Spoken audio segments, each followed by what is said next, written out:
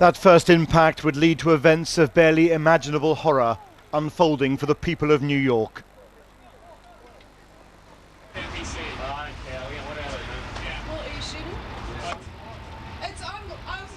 And for all Americans, this is footage leaving the nation in the deepest shock.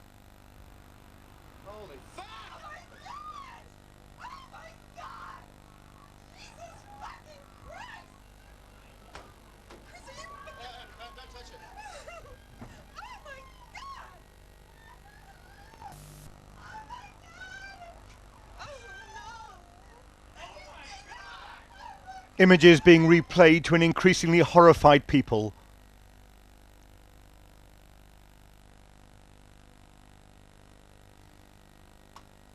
Calming down. You see?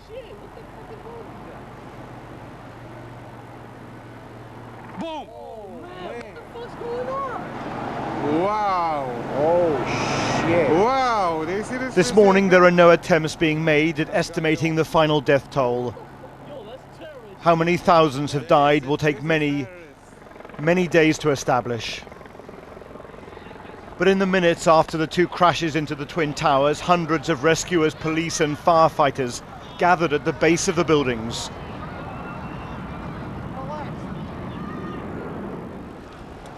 Only to perish themselves as the entire structures collapsed.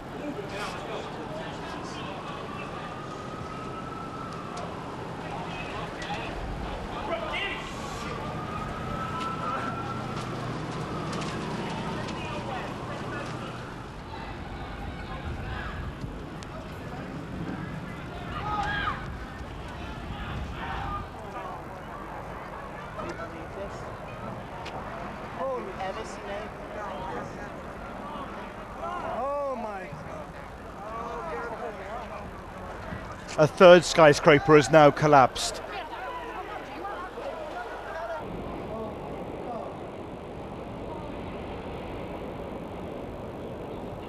And the New York skyline, one of the shining symbols of America and of the free world, has been shattered.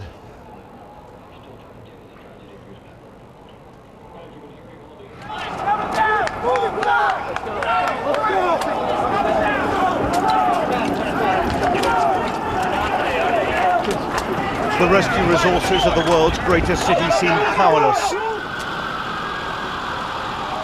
Although a few people were led to safety, dazed and unable to comprehend the scale of what was engulfing them on what had begun as a normal working day.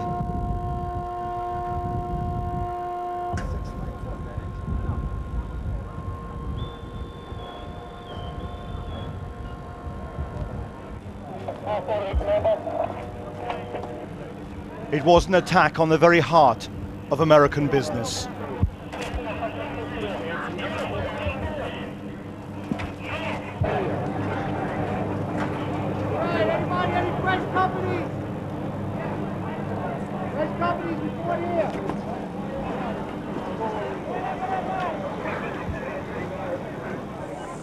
President George Bush returned to the White House last night, facing the greatest and most shocking assault on America since Pearl Harbor.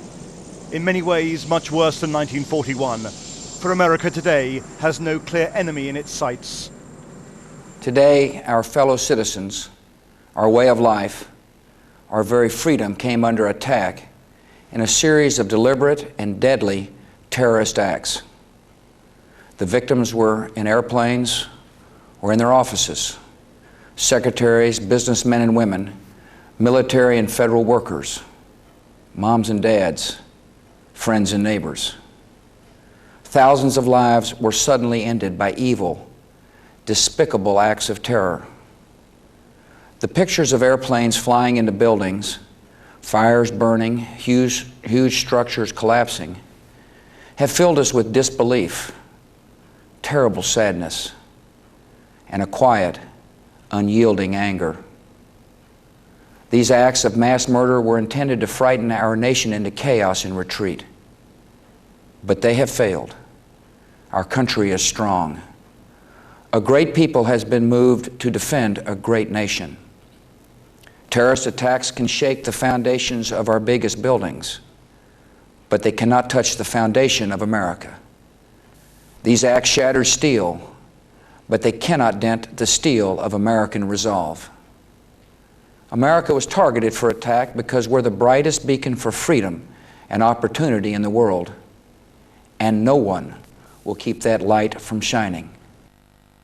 The Pentagon was also targeted. Some reports suggest 800 people died here alone. Now the intelligence community and the military forces of America are hunting for the perpetrators. The question is where and how America will strike back. Robert Moore, ITN.